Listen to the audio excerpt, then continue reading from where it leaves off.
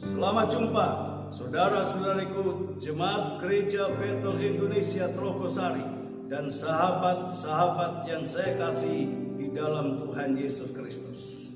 Saudara sekalian, kepada kita yang percaya di dalam Kristus Yesus, Allah menganugerahkan begitu banyak janji-janji untuk mendatangkan kebaikan bagi kita. Namun perlu kita sadari, secara fakta dalam kehidupan keseharian kita masih bisa mengalami berbagai masalah dan problem yang menghadapi kehidupan kita. Mengapa semua ini bisa terjadi? Tuhan Allah menginginkan melalui berbagai problem dan masalah akan muncul dari diri kita sebuah iman dan pengharapan yang murni dan sejati untuk Tuhan yang datang dari kita. Saudara sekalian, di dalam segala situasi dan kondisi yang terjadi, Allah mau iman dan pengharapan kita kepada Dia tetap kokoh. Nah, sebelum kita masuk dan membahas kebenaran ini lebih dalam, mari kita akan membaca salah satu ayat Alkitab dari Roma 4 ayat yang ke-18. Demikian firman Allah. Sebab sekalipun tidak ada dasar untuk berharap, namun Abraham berharap juga dan percaya bahwa ia akan menjadi bapa banyak bangsa menurut yang telah difirmankan, demikianlah banyaknya nanti keturunan.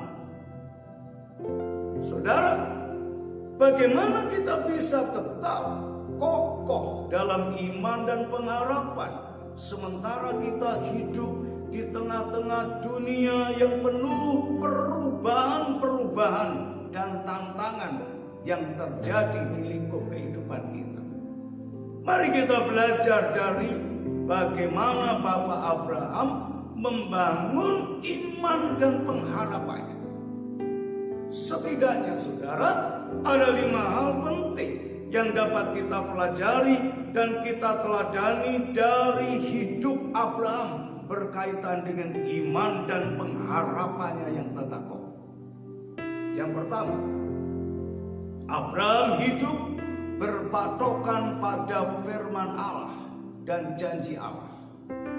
Dalam Roma 4 ayat 18 tadi, saya ulang berkata demikian, sebab sekalipun tidak ada dasar untuk berharap, namun Abraham berharap juga dan percaya bahwa ia akan menjadi bapa banyak bangsa menurut yang telah difirmankan, demikianlah banyaknya nanti keturunan.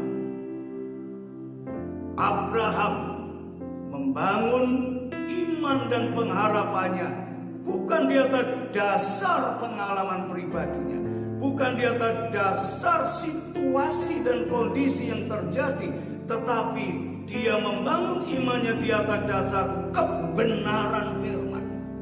Mengapa firman yang dipakai menjadi patokan?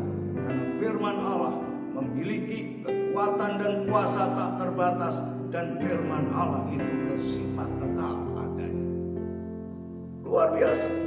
Yang kedua, ia tidak terintimidasi oleh keterbatasan-keterbatasan yang melekat pada dirinya dan melingkupi dirinya. Dalam Roma 4 ayat 19 berkata, imannya tidak menjadi lemah, walaupun ia mengetahui bahwa tubuhnya sudah sangat lemah karena usianya telah kira-kira 100 tahun dan bahwa rahim Sarah telah tertutup. Saudaraku sekalian, Abraham secara logika sadar penuh, dia telah memahami fakta yang ada dalam hidupnya. Dirinya telah lemah, usianya telah lanjut, istrinya rahimnya telah tertutup. Tapi di sisi lain Tuhan berkata, dia akan menjadi bapa bangsa yang besar. Abraham tidak terintimidasi oleh keterbatasan, oleh kelemahan-kelemahannya, dia membangun iman dan pengharapannya di atas janji Allah, di atas firman Allah, bukan di atas pengalaman diri dan hidupnya yang terbatas. Inilah kekuatan yang dahsyat yang menjadi fondasi iman dan pengharapan yang Bapak Abraham miliki. Yang ketiga, tidak memberi tempat bagi kebimbangan, yakin penuh pada firman Allah. Tertulis dalam Roma 4 ayat 20 dan 21 berkata, tetapi terhadap janji Allah ia tidak bimbang karena ketidakpercayaan, malah ia diperkuat dalam iman dan ia memuliakan Allah dengan penuh keyakinan bahwa Allah berkuasa untuk melaksanakan apa yang telah ia janjikan.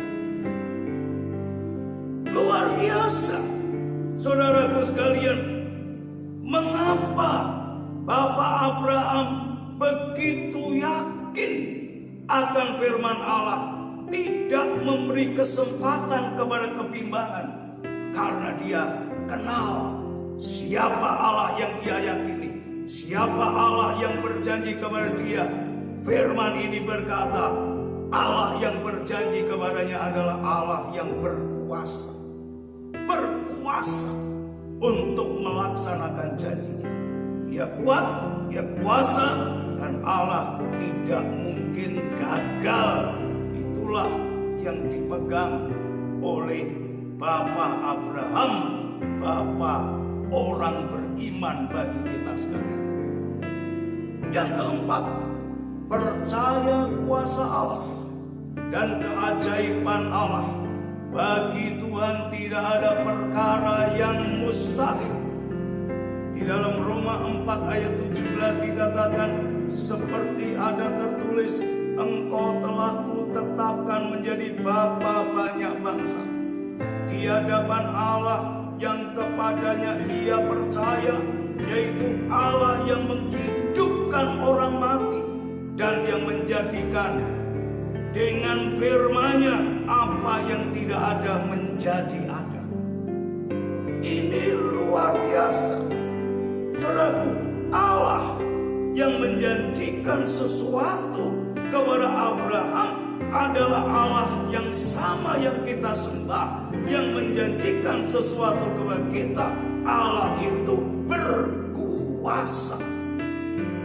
Saudara, itu sebabnya pada waktu Abraham menerima perintah Allah untuk mempersembahkan Ishak putra tunggalnya menjadi korban bakaran, saudaraku sekalian, Abraham dengan tanpa ragu menjalankan perintah Allah.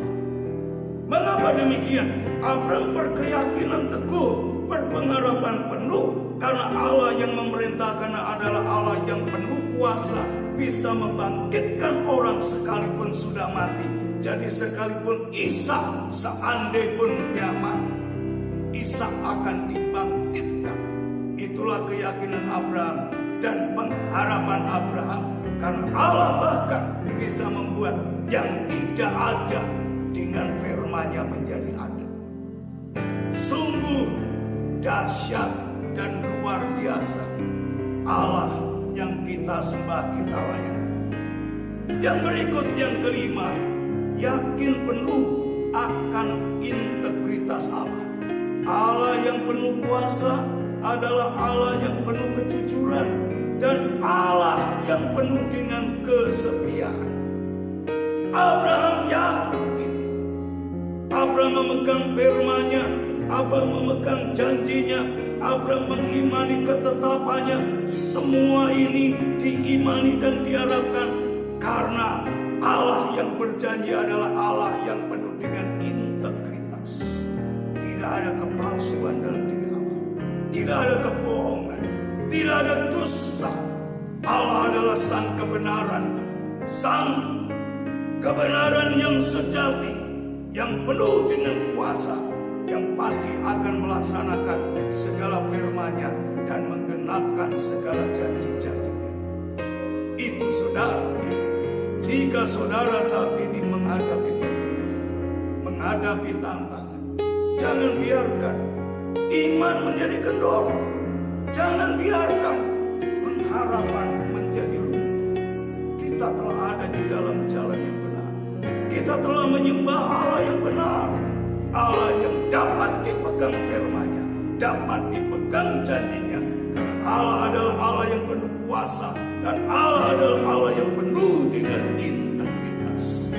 Bagi Allah tidak ada perkara yang mustahil. Percaya kepada Dia. Sebagaimana Abraham percaya dan menerima segala janji dan kegenapan berkat-berkat Allah, kita pun akan mengalami hal yang sama. Pada waktu Abraham menerima janji tentang keturunan, di dalam Kejadian pasal 21 dinyatakan di sana saat Abraham umur 100 tahun, Tuhan mengaruniakan seorang putra perjanjian yang bernama Ishak. Allah yang berjanji, Allah menggenapi. Allah berjanji akan menjadikan Abraham bapa bangsa yang besar. Di dalam Kejadian pasal 9 ayat 28, Abraham menurunkan 12 suku Israel. Dan Abraham diberkati menjadi orang yang sangat kaya. Dan dinyatakan Abraham menjadi berkat bagi segala bangsa. Sungguh luar biasa. Allah berpesan dan mengingatkan kita, saudara-saudari, supaya kita tidak kendor dalam iman dan dalam pengharapan. Firman Allah berkata, Tuhan setia dalam segala perkataannya dan penuh kasih setia dalam segala perbuatannya. Itu sebabnya kamu harus tekun dalam iman, tetap teguh, tidak berguncang, dan jangan mau digeser dari pengharapan Injil. Yesus Kristus yang kita sembah, kita layani, kita imani, kita harapkan adalah Yesus Kristus yang tetap sama, dulu, sekarang, dan selama-lamanya. Dia sempurna, penuh kuasa, penuh kasih, tidak berubah. Dia mengasihi dan menyayangi kita. Jika kita tetap kokoh dalam iman dan pengharapan, tidak ada perkara mustahil. Sesuai dengan waktu dan kewenangan Allah, Allah akan menggenapkan janji-janjinya untuk kita sekalian. Tuhan Yesus memberkati dan menyertai kita sekalian, saudara-saudara. Saudaraku sekalian, marilah kita mengambil waktu sejenak untuk berdoa bersama. Mari kita tundukkan kepala. Tuhan Yesus yang Maha Kuasa, namun penuh kasih dan cinta akan kami anak-anak. Kami bersyukur untuk iman dan pengharapan yang Tuhan karuniakan kepada kami, sehingga kami dalam mengarungi berbagai tantangan dan pergumulan hidup oleh rahmat-Mu, kami beroleh kekuatan dalam iman dan pengharapan kami. Terima kasih untuk keteladanan yang luar biasa yang Tuhan karuniakan melalui kehidupan Bapak Abraham. Tuhan, dengan segala kesaksian yang luar biasa, keteladanan yang luar biasa, kami boleh berjalan maju mengarungi hidup ini dengan semangat dan pengharapan iman yang kokoh di dalam Engkau. Kiranya Tuhan melawat saudara-saudara kami yang sedang menghadapi tantangan dan pergumulan. Tuhan pulihkan kami pribadi, gereja kami, masyarakat kami, Indonesia seutuhnya.